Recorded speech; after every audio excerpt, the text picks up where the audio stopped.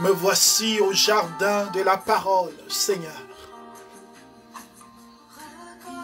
Mon cœur est devant toi. Ma vie est devant toi, Seigneur.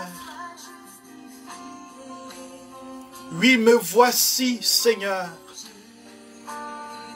Avec mon intelligence,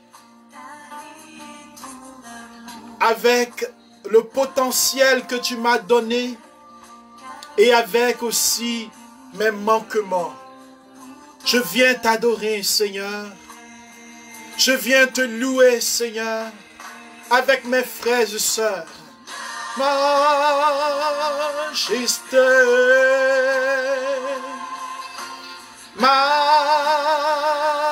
Majesté, ta grâce m'a trouvé tel que je suis. Sans valeur, mais pour toi, perle de prix. Oui, me voici, Seigneur. Je viens te présenter notre monde. Je viens te présenter l'Église. Je viens te présenter tous tes enfants en ce monde. Tous ceux, Seigneur, qui ont besoin de toi. Oui, me voici. Nous te présentons l'offrande de ce matin, de ce moment. Oui, rejoins chacun, chacune de tes enfants, fils et filles bien-aimés du Seigneur. Oui, me voici, Seigneur, dans toutes les intentions de mon cœur. Oui, Seigneur, écoute ma voix.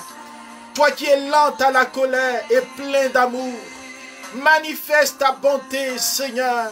Dieu, digne de majesté, nous t'adorons, nous t'élevons, Seigneur. Élève-le là où tu es, élève la gloire du Seigneur. Entre en prière. Lui seul est digne d'adoration. Lui seul est digne d'être loué. Lui seul est digne d'être magnifié.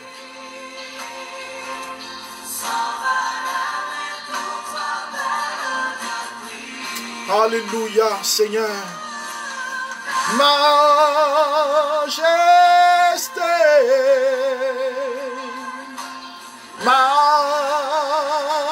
majesté, ta grâce m'a trouvé tel que je suis. Sans valeur, mais pour toi, perle de prix. Seigneur, que ton shalom repose sur nos frères, ceux qui nous écoutent, Seigneur, depuis l'Afrique, ceux qui nous écoutent depuis l'Europe, ceux qui nous écoutent depuis l'Amérique, depuis l'Asie. Seigneur, répands maintenant ton shalom, ta paix profonde, ta paix qui libère. Reçois la louange, Seigneur. Alléluia. Oh, majesté, majesté. Nous t'adorons avec les anges et les saints. Toute l'Église, Seigneur, reconnaît ta majesté. Toute l'Église adore ta gloire. Seigneur, les chérubins t'adorent, les séraphins t'adorent, les trônes t'adorent, les puissances t'adorent, les vertus t'adorent, les archanges t'adorent, les anges t'adorent, les anges gardiens. Seigneur, nous te louons, ô notre Dieu, pour toute ton armée, en louange et en adoration, toute ton Église, tous les saints. Oh, qui est comme toi, Seigneur? Qui peut t'égaler, oh mon Dieu? Oh, mon âme te loue, Seigneur. Je veux rendre gloire à l'agneau de Dieu. Oh, merci, mon Dieu. Merci, Seigneur. Que, Seigneur, ta parole vienne maintenant reposer sur nos vies maintenant. Oh, Jésus de Nazareth, que ta parole vienne maintenant guérir nos cœurs. Seigneur, que ta parole descende sur nous maintenant, Seigneur, pour apporter la grâce de ce moment. Que ta parole vienne me libérer, Seigneur, de mon ignorance. Que ta parole vienne, Seigneur, me fortifier en ce moment où je suis. Embrase-moi par le feu de ta parole. Ta parole est une lampe sous mes pieds. Et Seigneur, le jardin intérieur veut être consumé par ton feu, Seigneur. Oh, merci, mon Dieu. Alléluia. Merci pour le frère et la sœur que tu me donnes aujourd'hui. Merci pour le frère et la sœur que tu touches maintenant. Merci pour le jeune, pour l'adulte. Merci d'étendre ta main, Seigneur, pour embraser les cœurs, pour embraser les vies. Tu nous as créés, Seigneur, pour célébrer ta louange. Tu nous as fait esprit, âme et corps. Et Seigneur, tu ne veux pas que notre vision soit purement terrestre. Et tu veux nous ouvrir les yeux du cœur, afin que nous comprenions, Seigneur, que nous avons une vie céleste, une vie spirituelle. Et tu nous envoies des anges pour que nous puissions, Seigneur, comprendre un tant soit peu ce que c'est que le royaume des cieux. Nous sommes dans ce monde affairé, Seigneur, perturbé. Nous sommes dans ce monde inquiets à cause de notre santé, à cause des épreuves, à cause de la maladie, à cause des événements difficiles, des trahisons, des divorces, des séparations, même de la mort. Mais nous avons oublié, Seigneur, que nous sommes que de passage. Quel avantage avons-nous à gagner ce monde si nous devons perdre notre âme, car nous sommes invités à vivre dans la vie éternelle. Et Seigneur, cette vie est une vie qui ne finit pas. Une vie parce que tu es la vie éternelle avec toi. Et tu nous donnes des compagnons. Et dans cette vie éternelle, nous avons, Seigneur, des compagnons.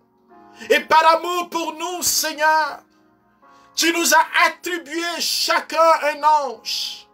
Tu nous as attribué des amis pour que nous puissions apprendre à te connaître. Et aujourd'hui, oh Dieu, donne-nous d'entrer dans cette révélation au nom de Jésus. Nous qui négligeons la présence des anges, alors que toute la Bible en parle, alors que l'Écriture, depuis la Genèse jusqu'à l'Apocalypse, est remplie de la mission des anges. Sont-ils importants? Pourquoi les anges? Dieu peut-il agir sans les anges? Seigneur, nous voulons entrer dans cette révélation.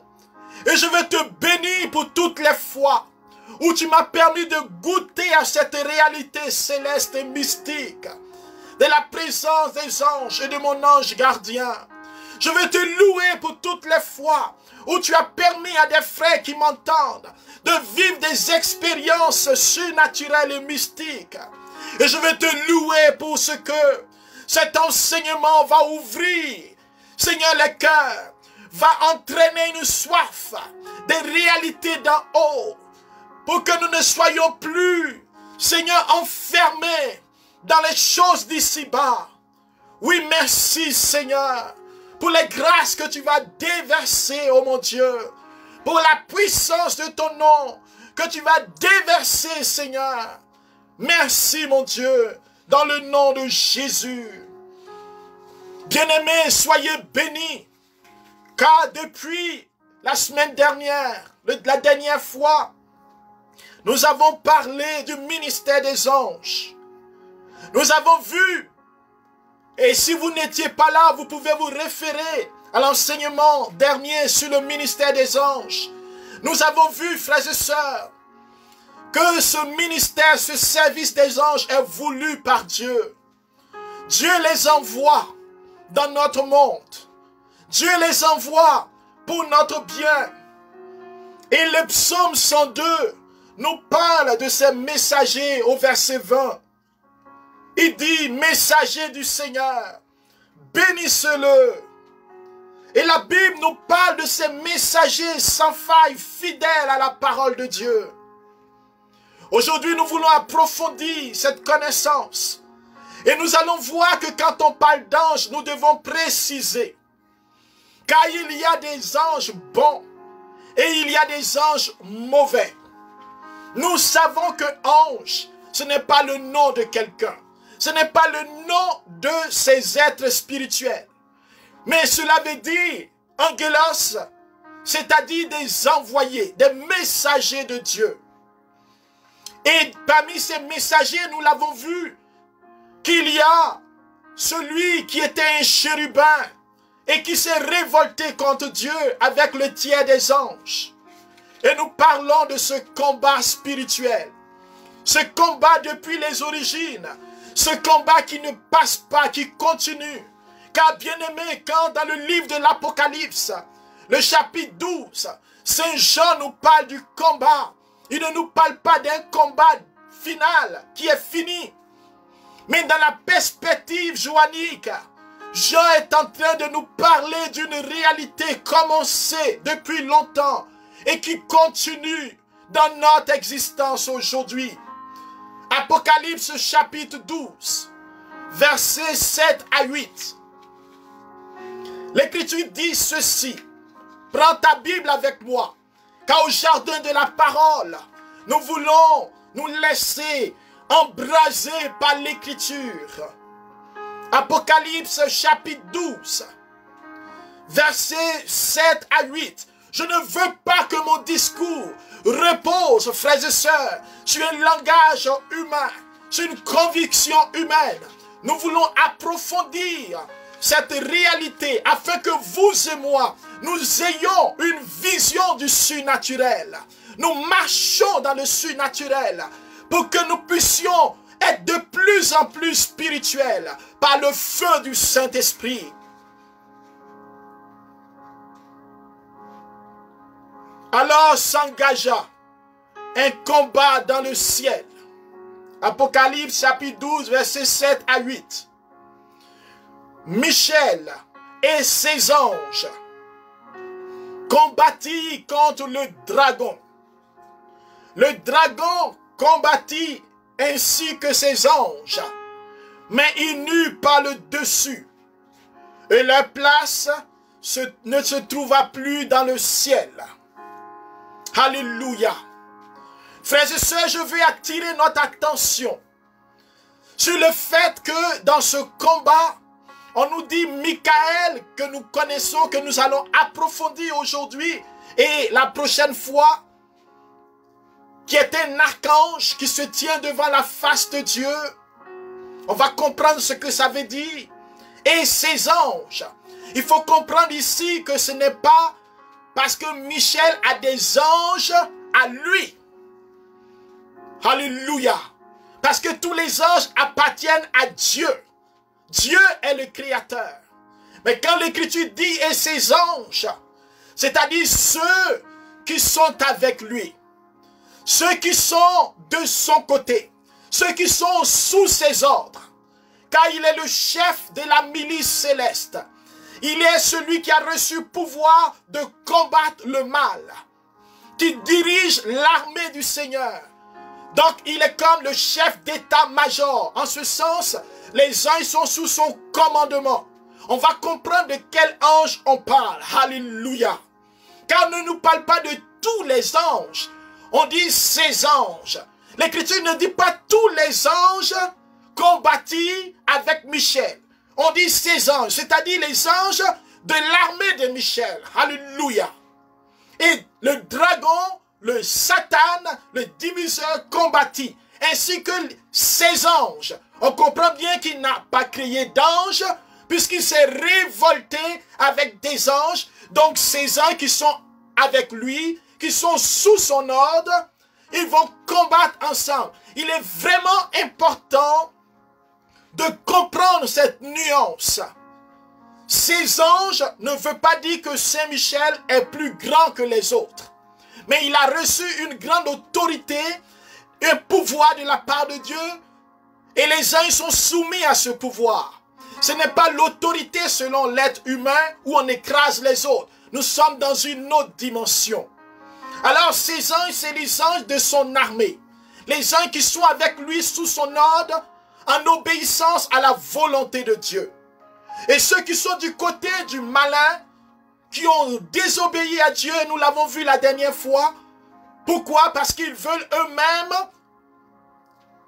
refuser d'adorer le Créateur.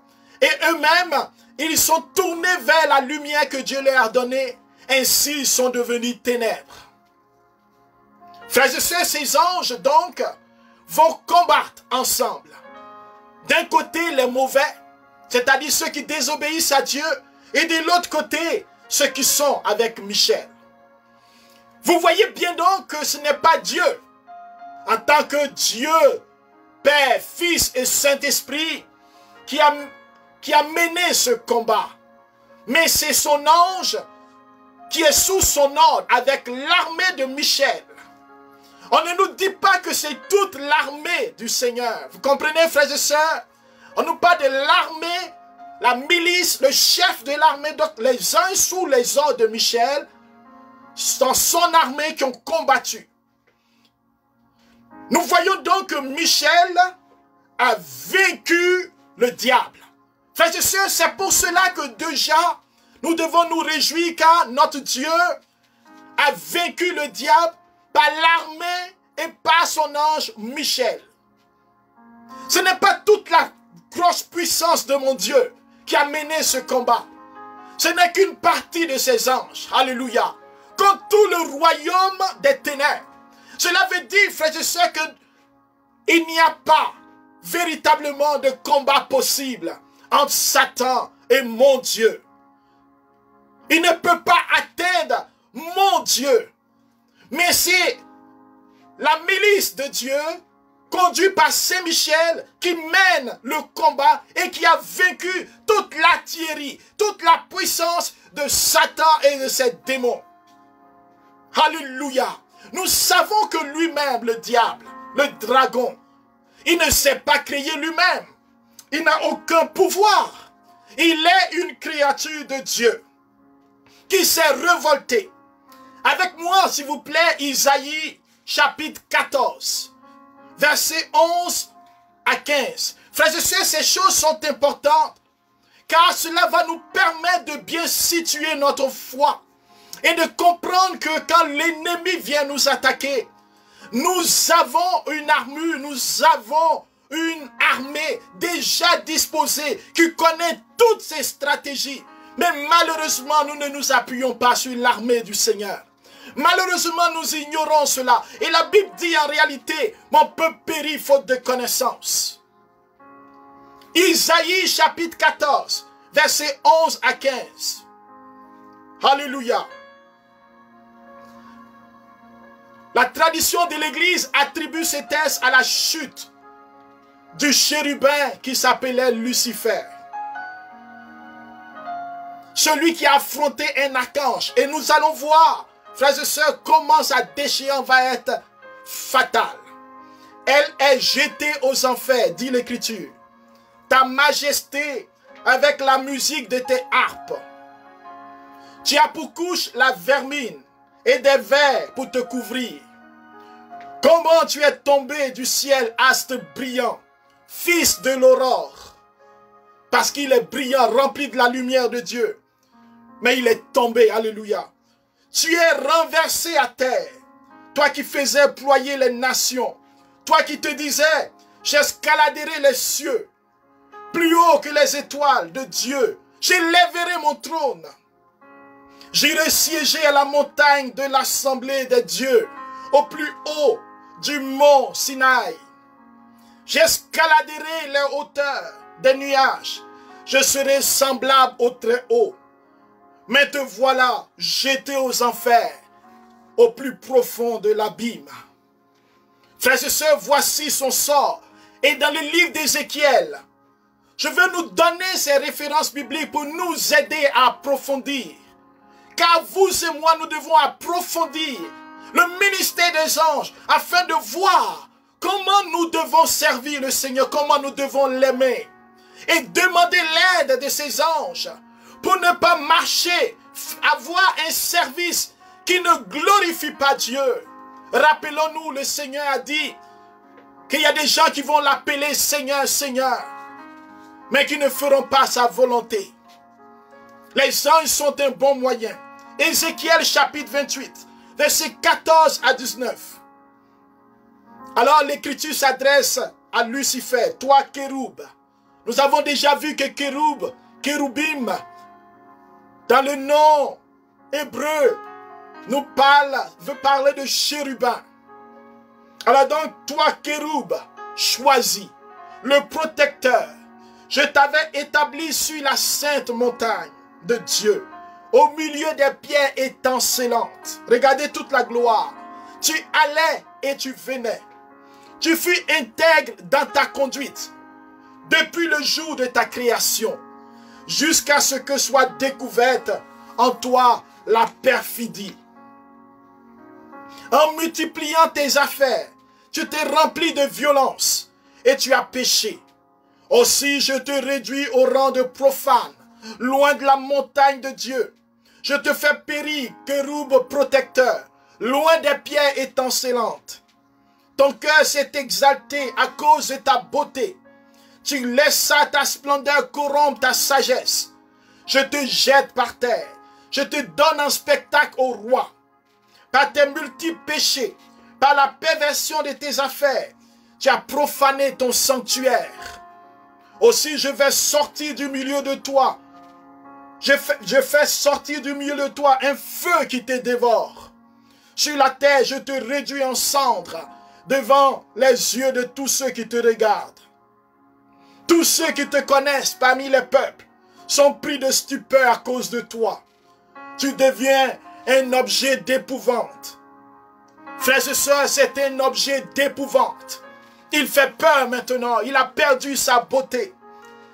Et un petit témoignage, frères et sœurs, lors d'une prière de libération, alors que nous prions, assistés par l'armée du Seigneur dans notre pauvreté humaine.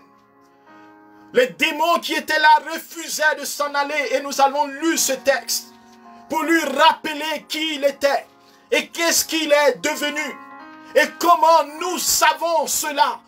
Parce que le démon a cela en horreur de comprendre qu'il a tout perdu à cause de son orgueil et qu'il ne peut plus revenir en arrière. Frères et sœurs, dans ce combat, nous avons des leçons à prendre pour une croissance spirituelle. Alors écoute-moi bien, frère, car je veux que nous tirions quelques enseignements aujourd'hui de ce combat. Alors, frères et sœurs, dans ce combat, il y a deux chefs d'état-major et il y a deux armées. Une armée qui est alimentée par la grâce de Dieu, par le Seigneur des Seigneurs, qui est rattachée à la source de la vie, et une armée qui s'est coupée. Et ces deux groupes s'affrontent. Le premier groupe, ceux qui sont rattachés au Seigneur, comptent sur la grâce de Dieu. Parce qu'ils ont la faveur de Dieu.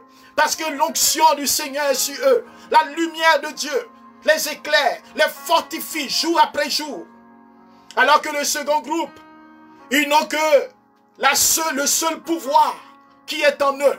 Ils n'ont plus la grâce. Ils ne sont plus connectés. Mais remplis d'orgueil, ils se disent forts parce qu'ils avaient des rangs supérieurs. Ils pensent pouvoir vaincre et ils ont engagé le combat. Mes frères et sœurs, alors que Michel et ses anges ont préféré l'amour de Dieu à celui de leur propre amour, l'amour propre, ils ont fait le choix, frères et sœurs, contrairement à l'ennemi, d'aimer le Seigneur et de placer Dieu au centre de leur vie. Il y a ici 4 enseignements à retenir. Le premier, que je veux que tu notes, c'est que Dieu est la source et tout vient de lui. Peu importe ce que tu as, comme bien de ce monde, comme intelligence, comme force, comme capacité, tout vient de Dieu. Michel et son armée Ils savent qu'ils combattent au nom de Dieu. Parce que vous savez que Michel, c'est qui est comme Dieu. Qui est semblable à Dieu? Personne. Il est connecté à Dieu et lui-même il sert Dieu. C'est Dieu qui est la priorité, qui dévance en toutes choses. Tout ce qu'il a reçu de la part de Dieu. Et Dieu est le don, le premier et le don parfait. Nous ne sommes pas faits pour nous-mêmes. Alléluia. Premier enseignement, tu n'es pas fait pour toi-même. Tu n'es pas fait pour tes intérêts personnels. Jésus dit en Matthieu chapitre 6, verset 33-34. Il dit, cherchez d'abord le royaume des cieux et sa justice.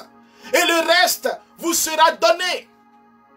Nous sommes faits pour Dieu. Nous avons été créés pour Dieu. Nous avons été créés pour l'adorer.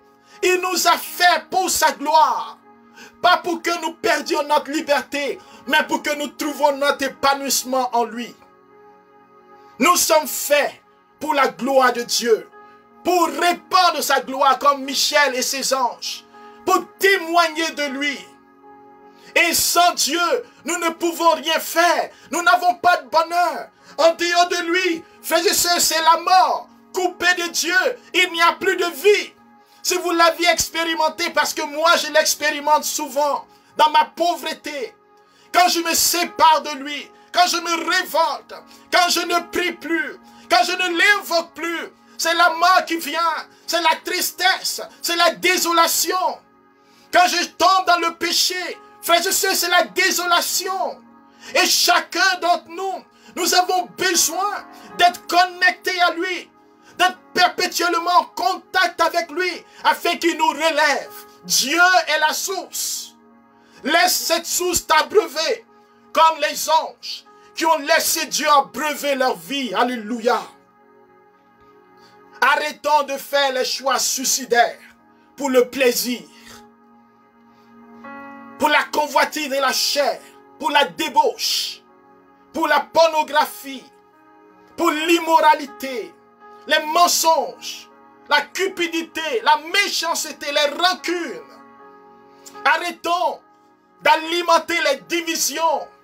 Arrêtons d'utiliser le matériel, frères et sœurs, comme le but de notre vie. Arrêtons de mal gérer le pouvoir, de dominer les autres, de détruire les vies. Voici des choix suicidaires, semblables aux choix que les anges de Satan, de Lucifer, ont fait, et qui fait qu'aujourd'hui, ils sont dans la désolation, et ils cherchent à détruire le monde avec eux. Frères et sœurs, cette vie de destruction, cette vie de calomnie, de vol, où nous dépouillons la veuve, nous lui arrachons son héritage, nous rejetons l'orphelin. Voici les œuvres de la mort que les démons, les anges mauvais continuent à répandre. Et en parlant de cela, je veux parler de toute la dimension ésotérique. Parce que quand on parle d'anges, aujourd'hui le New Age a récupéré la dimension des anges dans les librairies ésotériques. On parle des anges. Je ne vous parle pas de Cupidon, ce n'est pas un ange que l'Église reconnaît. Et je ne vous parle pas de tous ces anges dans les livres apocryphes, car l'Église nous demande de reconnaître seulement les anges cités dans la Bible.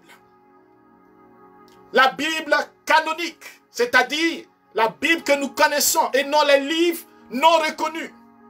Donc je veux citer les anges comme Uriel, comme... en tout cas, vous les connaissez, parce qu'il y a des églises qui ont, comme les églises protestantes, épiscopaliennes, qui ont reconnu ces anges. Car l'archange nous dit, il se tient devant la face de Dieu. Il se présente comme un archange avec 7 autres. Mais l'Église retient les 3 archanges. Il est important de ne pas chercher le nom des anges ça et là dans des livres. Parce qu'il y a plusieurs livres ésotériques, frères et sœurs. Au lieu de se centrer sur ce que la Bible nous dit, nous risquons d'invoquer des démons. Alors Dieu est la source. Les anges n'ont pas un pouvoir propre à eux pour tout faire. Ceux qui sont au service de Dieu sont en lien avec Dieu, même si Dieu leur a donné tout un pouvoir. C'est dans cette obéissance qu'ils sont beaux, qu'ils sont puissants.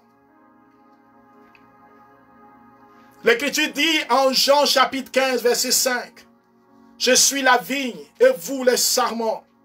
Celui qui demeure en moi et en qui je demeure, celui-là porte beaucoup de fruits, car en dehors de moi, vous ne pouvez rien faire. » Dieu est la source. Dieu est la source de la vie. Dieu est la source de la bénédiction. Dieu est la vie lui-même. Et il dit en Jean chapitre 14, versets 25 à 26. Il serait bien que vous réécoutez cet enseignement. Jean 14, 25 à 26, pour prendre des notes. Il dit à Marthe, « Je suis la résurrection et la vie. Celui qui croit en moi, même s'il meurt, vivra. Et quiconque vit et croit en moi ne mourra jamais. » Mon frère, est-ce que tu crois en cela? Dieu est la source de la vie.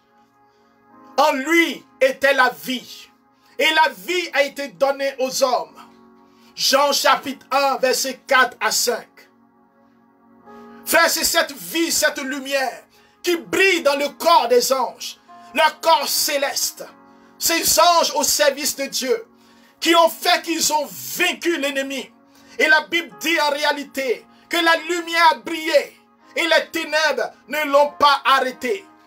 La lumière brille dans les ténèbres et les ténèbres ne l'ont pas arrêté. Jean chapitre 1, 4 à 5.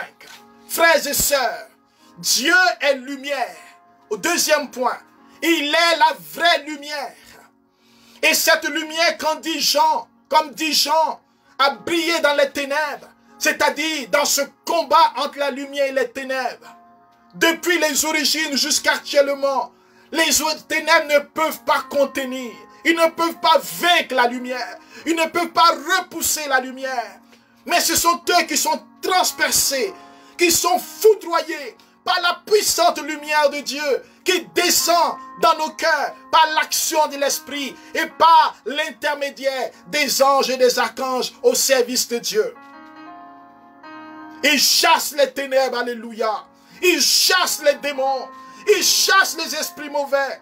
Ils ont perdu leur lumière. Ils sont devenus ténèbres. C'est pour cela qu'ils ne peuvent plus contenir la lumière. Ils ne peuvent plus la garder. Aucun esprit mauvais ne peut garder la lumière. Il peut faire semblant d'être un ange de lumière, mais il ne peut pas garder la lumière. Il n'est plus lumière, il est ténèbres. Et il ne peut pas arrêter la lumière que tu portes. Il ne peut pas arrêter la lumière des anges. Il ne peut pas arrêter la lumière de Dieu, car cette lumière, c'est Dieu lui-même. Dieu se manifeste dans sa lumière parce qu'il est la lumière du monde. Il brille, et plus tu te rapproches de Dieu, plus ta lumière brille, alléluia. Plus tu aimes le Seigneur, plus ta lumière brille. Dieu est la vraie lumière. Troisième enseignement, l'humilité. Les anges ont un pouvoir, Michael a un pouvoir. Mais à la différence de Satan, ils reconnaissent que tout ce qu'ils ont reçu vient de Dieu. Et humblement, ils servent le Créateur. Ils savent que leur bonheur véritable est en lui. Et par une humilité, ils obéissent totalement à Dieu. Mais où est-ce qu'ils ont pris cet exemple? Qui leur a montré cela? Mais c'est Dieu lui-même. Dieu qui a voulu partager sa gloire avec ses anges. Partager sa gloire avec l'être humain. Dieu lui-même qui, comme dit Philippiens chapitre 2, versets 5 à 9, il s'est abaissé. Il s'est incarné. Il est venu dans notre monde. Il s'est fait petit enfant. Quelle humilité de se remettre au sort des hommes. À l'éducation humaine, Dieu devient un homme. Dieu se fait homme. Dieu se laisse éduquer. Quelle humilité. Alors qu'à sa naissance, les anges, les archanges ont chanté gloire à Dieu au plus haut des cieux. Mais Philippiens nous dit, ayant ayez en vous les dispositions qui sont dans le Christ Jésus. Ayant la condition de Dieu. Philippiens 2, 5 à 9. Il ne retint pas jalousement le rang qui l'égalait à Dieu. Nous savons que le Fils, le Père et l'Esprit ont un rang égal. Non, il ne garde pas ce rang. Mais il va s'anéantir. Il va perdre toute la gloire. Il va quitter les pieds étincelants. Il va quitter le feu. Il va quitter toute la gloire. Et il va s'anéantir. Il va devenir comme un serviteur. Devenant semblable aux hommes. Reconnu un homme à son aspect. Il s'est abaissé. Devenant obéissant jusqu'à la mort. Et à la mort sur la croix. Tu veux servir le Seigneur? L'humilité. Oui, l'humilité, car tout charisme, tout don que tu reçois vient de Dieu. Il peut te l'enlever. Qu'est-ce qui te reste? C'est ton amour. Ton humilité. Ton obéissance. Les charismes ne nous amènent pas au ciel, sont nécessaires. Et les anges prient pour nous et nous apportent des grâces. Mes frères et sœurs, nous avons besoin d'humilité. Nous avons besoin d'élever Dieu seul et d'arrêter qu'on nous élève. Quand les anges apparaissent et que quelqu'un se met à genoux devant eux, ils disent non, lève-toi. C'est Dieu seul qu'on doit adorer. Alléluia. Je ne suis qu'un serviteur de Dieu. Je ne suis qu'un serviteur. Il rend gloire à Dieu. Aucun homme ne doit accepter la gloire qui revient à Dieu. Les acclamations qui reviennent à Dieu. Car tout vient de Dieu. L'humilité. Devenir humble, s'anéantir pour que Dieu grandisse. Que c'est difficile. Car nous voulons être des héros. Nous voulons avoir la gloire, nous voulons avoir la reconnaissance, nous voulons avoir les acclamations. Nous voulons qu'on nous donne de l'argent, nous voulons qu'on nous donne des biens de ce monde. Qu'on soit reconnaissant. Oh, mais les véritables serviteurs de Dieu, les anges, ils n'attendent rien en retour. Ils n'attendent pas de reconnaissance ni d'acclamation. Et combien parmi nous, nous les acclamons? Combien parmi nous, nous les disons même merci? Nous les ignorons. Nous les oublions. Mais ils trouvent leur joie dans le Seigneur parce qu'ils sont humbles. Ils ne revendiquent pas notre reconnaissance. Ils nous demandent simplement d'aimer le Seigneur. Voici l'attitude de l'humilité. Et moi, est-ce que je suis humble? Est-ce que je fais comme Michaël et son armée? Ou est-ce que je suis à la recherche des acclamations? Je veux qu'on puisse reconnaître que je suis une véritable servante de Dieu. Seul Dieu est Dieu. Devant lui, toute créature doit être revêtue d'humilité. Car si nous ne sommes pas revêtus d'humilité, nous changeons de camp. Nous allons dans le camp du mauvais, qui veut lui-même prendre la place de Dieu, qui se gonfle d'orgueil. Frères et sœurs, faisons attention à notre vie spirituelle. L'humilité. Les charismes ne doivent pas nous séparer de la grâce. Alors, quatrième point, Dieu est amour. Oui, car ce qui brûle dans le cœur, dans le corps des anges, ce n'est pas la crainte et la peur de Dieu, car ils ont le choix, mais c'est l'amour dévorant qui les embrase. Cet amour qui fait qu'ils ne veulent pas être déconnectés de Dieu, parce que cet amour les fait vivre. Dieu est un feu d'amour, un feu qui brûle le cœur. Quand on s'approche de lui, même dans la tristesse, il nous donne la vie. Son amour embrase notre être. Son esprit répandu en nous, nous communique cet amour de Dieu. Dieu ne désire pas seulement que tu reconnaisses sa grandeur, que tu dis je dépends de lui, que tu te soumettes à lui comme un esclave. Non. Dieu veut que tu l'aimes et que tu rentres dans une relation d'alliance comme les anges. une alliance de louange, d'adoration, où tu as ta place, où tu participes librement à l'œuvre de la création, à l'établissement de son règne dans ce monde et dans le cœur des hommes et des femmes. Frères et sœurs, les anges entrent librement dans le choix d'aimer Dieu plus que tout. Il n'y a rien qui est plus important que Dieu. Dieu seul suffit, comme dit Sainte Thérèse. Il n'y a rien de plus grand que lui. Et il s'engage librement et par amour, accomplit les projets de Dieu, les projets fondés sur l'amour. Il prie pour nous par amour. Ils sont remplis d'amour pour nous. Mon frère et ma soeur, est-ce que tout ce que je fais, c'est par amour? Est-ce que je suis embrasé de l'amour de Dieu? Est-ce que je recherche mon intérêt? Est-ce que je prie par compassion réelle? Nous devons demander l'aide du Saint-Esprit pour qu'il nous apprenne à servir avec un cœur selon Dieu, ce cœur d'amour. Et souvent, quand nous n'avons pas cet amour, nous sommes durs envers les gens. Nous ne comprenons pas les gens. Nous sommes drastiques, à cheval sur la justice de Dieu. Mais nous ne comprenons pas ce que c'est qu'être ajusté, la justice de Dieu. Mais c'est l'amour qui relève. C'est la miséricorde qui lave le péché. Le pape François vient d'écrire une encyclique sur le bon samaritain. Dans cette spiritualité intégrale, où il nous donne l'exemple de cet amour qui prend soin dans toute la corporalité de ce samaritain qui s'arrête et qui vient prendre soin. Mais c'est Dieu qui veut prendre soin. Notre ministère doit être embrasé du feu de l'amour. Alors imaginez, frères et sœurs, comment les anges sont organisés.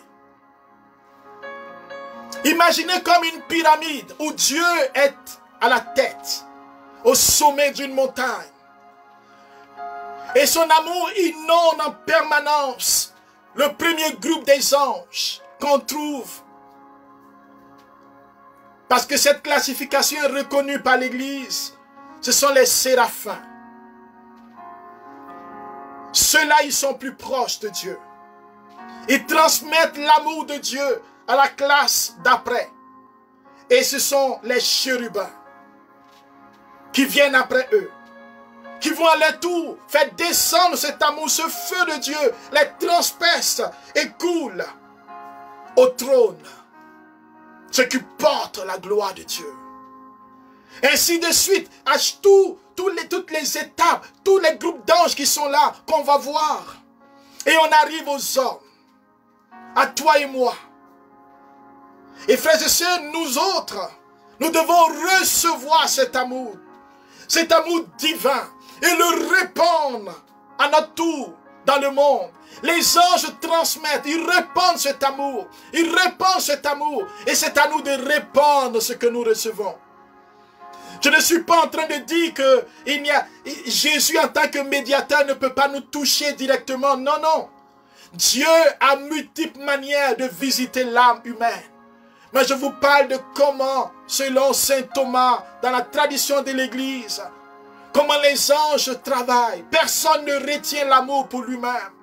Les séraphins qui sont embrasés de ce feu d'amour, ils laissent passer cet amour qui descend sur les autres. Personne ne retient, car le véritable service, c'est de ne rien retenir. Ne pas retenir les révélations, la bénédiction de Dieu, c'est de répandre cela. Que Dieu répande sa grâce sur vous, frères et sœurs. Que Dieu fasse que se lèvent des témoins embrasés d'amour de Dieu. Et que Dieu fortifie ceux et celles dont leur ministère, leur service est imprégné de l'amour de Dieu. Oui, Dieu n'a pas besoin des anges pour agir. Il n'a besoin de personne. Mais il lui plaît, parce qu'il est amour, de partager son amour et de faire jaillir en chaque être visible et invisible cette lumière. Origène qui est un grand théologien dans l'histoire de l'Église, dit ceci. Car si les anges montent au ciel, c'est pour porter nos prières. S'ils descendent du ciel, c'est pour apporter des dons de Dieu. S'ils montent, c'est pour porter nos prières. Mais quand ils descendent, c'est pour apporter les dons de Dieu. Et nous le savons quand Jésus dit, désormais vous verrez les anges monter et descendre. Alléluia. Cette prophétie s'accomplit, frères et sœurs. Dans son ministère, il nous a révélé qu'on ne peut pas servir Dieu en ignorant le ministère des anges. Vous verrez les anges monter, porter la prière des enfants de Dieu et descendre, apporter les grâces. Dieu le veut ainsi. Dieu le veut ainsi. Apocalypse chapitre 8, versets 3 à 4. C'est la parole de Dieu qui dit cela. Il est écrit, Apocalypse 8, 3 à 4. Un autre ange vint se placer près de l'autel. Il portait un encensoir d'or. C'est pourquoi dans l'église, on encense l'autel. L'autel, c'est important. Alléluia. Si vous voulez comprendre ce qui se passe dans l'église, dans la liturgie, lisez le livre de l'Apocalypse. Un encensoir d'or. Et il fut donné des parfums en grand nombre pour les offrir avec les prières de tous les saints sur l'autel d'or. Pourquoi l'autel est en or? Parce que le Christ est à la fois le prêtre, l'autel et la victime. On offre la prière au Christ qui est l'autel en or. Alléluia. Alors sur l'autel d'or qui est devant le trône et de la main de l'ange, alléluia, de la main de l'ange, la fumée des parfums monta devant Dieu avec les prières des saints. Il monte devant Dieu avec les prières des saints. Les anges exercent ce ministère. Ils viennent recueillir nos larmes, nos cris. Et ils les apportent. Mais comment ils le font, nous allons voir. Nous allons voir comment ils ne gardent rien pour eux-mêmes. Ce sont des messagers parfaits. Ils se relaient l'un à l'autre jusque devant le trône de Dieu. Et certainement, il y a d'autres moyens que Dieu utilise. Parce que Dieu sait tout. Mais il le veut ainsi. Et c'est sa parole. Alors, frères et sœurs, en finissant, je vais nous dire qu'il y a 3 groupes d'anges que nous allons voir la prochaine fois. 3 groupes d'anges. Le premier groupe, ceux qui sont plus proches de Dieu, qu'on appelle la première triade. Ce sont les séraphins, les chérubins et les trônes. On va voir cela. Le groupe intermédiaire, la deuxième triade, donc 3, les dominations, les vertus et les puissances. Et le dernier groupe, ceux qui sont plus proches des hommes, ceux qui interviennent directement dans la vie des hommes, les principautés, les archanges et les anges. Tous les autres anges, en l'occurrence nos anges gardiens. Frères et sœurs, vous comprenez que Dieu, dans son amour, désire que nous puissions avoir la connaissance de ces choses. Quand dans le livre de l'Exode, il dit, j'ai mis mon ange devant toi pour te conduire, respecte sa présence. Quand Dieu envoie son ange à Marie pour lui annoncer la parole de Dieu, l'ange Gabriel. Quand Dieu envoie son ange à Zacharie, quand Dieu envoie ses anges pour célébrer la naissance du Fils de Dieu. Frères et sœurs, les anges sont présents dans le ministère du Christ.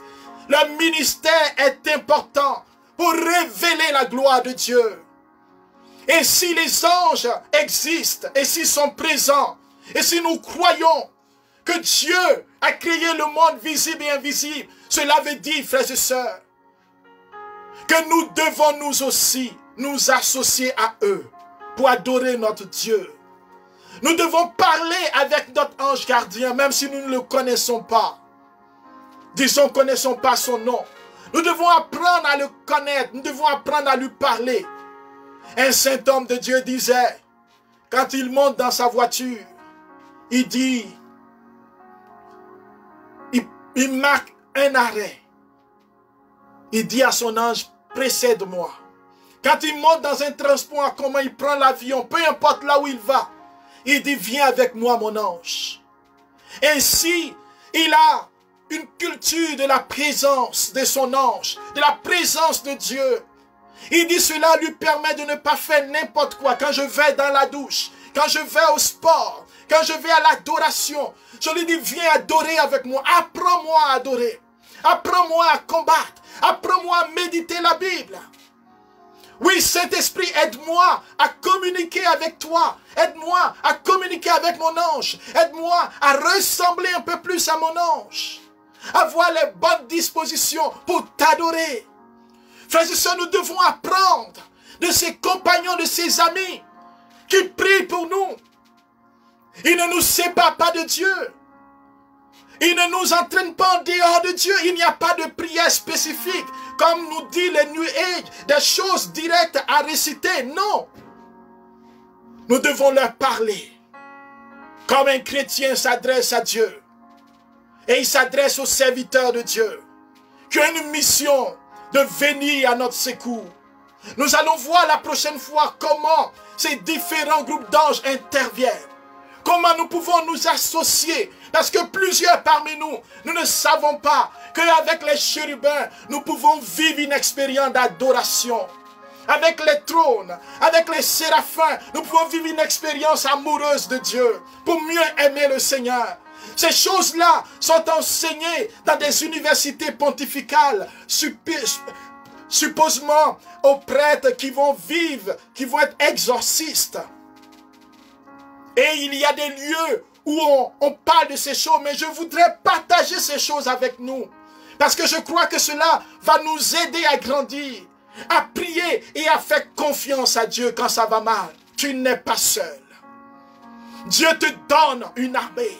Il te donne des frères et sœurs. Il te donne des grands frères dans la foi. Il te donne des compagnons. Et ils sont là, disposés, armés, puissants. Et le démon sait qu'il a déjà été vaincu et qu'il sera toujours vaincu. Mais toi, est-ce que tu le sais? Est-ce que tu sais que tu as été recruté pour faire partie d'une armée puissante? Que tu n'affrontes pas seul les puissants des ténèbres même quand tu dors. Tu dois dire, mon ange, couvre-moi de tes ailes. L'ange du Seigneur campe autour de ceux qui le craignent. Dieu comble son bien-aimé même quand il dort. Cela veut dire quoi? Cela veut dire que quand je vais dormir, je suis conscient de la présence de Dieu, de mon ange. Mon frère et ma soeur, nous allons grandir dans cette expérience. Et je prie le Seigneur qui te donne le goût déjà de commencer à élever la voix pour t'adresser à Dieu, de le remercier pour les anges, le remercier pour tout ce qu'il a fait à travers les anges que tu ignores. Et lui demander pardon pour toutes tes révoltes, toutes les fois où tu l'as blessé, où tu as refusé d'écouter la douce voix de tes anges qui te parlent de la part de Dieu. La douce voix du Saint-Esprit qui peut utiliser le canal des anges pour te parler. Parce qu'ils sont les messagers de Dieu. Il n'y a pas deux messages. Ils parlent de la part de Dieu, comme Dieu peut te parler directement dans ton cœur. Les anges sont des messagers. Alors, frères, que le Seigneur vous bénisse. Que le Seigneur vous remplisse de sa tendresse. Que vos anges gardiens maintenant reçoivent de la part de Dieu la force, la puissance, pour davantage vous faire sentir leur présence. Que vous expérimentiez la présence de ce monde invisible, ce monde mystique de Dieu. Pour que vous n'enviez rien. Vous n'enviez pas du tout ceux qui parlent de mysticisme, ceux qui disent qu'ils sortent de leur corps. Nous n'avons pas besoin de sortir de notre corps. Dans notre corps et dans notre âme, nous adorons le Dieu Tout-Puissant. Dans notre corps et dans notre âme, nous sommes plongés dans les réalités célestes. Nous sommes assis à la droite de Dieu. Frères et sœurs, tu n'es pas n'importe qui. Tu es la prunelle de Dieu. Tu es l'enfant de Dieu. Que Dieu maintenant te visite. Que tout ce que tu portes, les anges, comme il est dit dans le livre de la Genèse, apportent tes prières devant le trône de la grâce. Devant l'autel d'or qui est le Christ. Et que Dieu te bénisse. Que Dieu te comble et qu'il te garde. Dans le nom de Jésus. Amen. Merci Seigneur. Je voudrais, frères et sœurs, vous annoncer que nous allons donc avoir la dernière partie la semaine prochaine. Et cela va être un enseignement très puissant. Je vous invite à être là mercredi prochain à 19 h heure de Montréal. Mais avant le mercredi prochain, nous aurons la prière victorieuse. La prière victorieuse ce dimanche à 14 h heure de Montréal, à 16 h pardon, heure de Montréal. Où nous allons prier et le thème, le Seigneur nous dit de nous lever. Lève-toi. Nous allons nous lever, car bientôt nous allons lever une caravane d'intercession sur plusieurs mois, frères et sœurs. Et vous aurez des détails de cela jusqu'en janvier. Car nous allons nous lever avec le ministère des anges, nous lever avec la puissance du nom de Jésus et prendre position dans cette armée. Et nous allons prier. Nous allons apprendre à prier, à intercéder de manière prophétique. Frères et sœurs, que Dieu vous bénisse. Que Dieu vous garde. Et merci d'avoir été là. Partagez la vidéo. N'oubliez pas que vous pouvez vous abonner sur la page Facebook du Jardin de la Parole. Vous abonner sur YouTube. Vous abonner et faire abonner d'autres personnes. C'est gratuit. Passez le message. Devenez les ambassadeurs comme les anges. Des messagers, que chacun d'entre vous envoie au moins une dizaine, quinzaine, vingtaine, etc. de messages à vos connaissances pour que nos cœurs s'ouvrent à la réalité du monde de Dieu. Soyez bénis au nom de Jésus. Amen.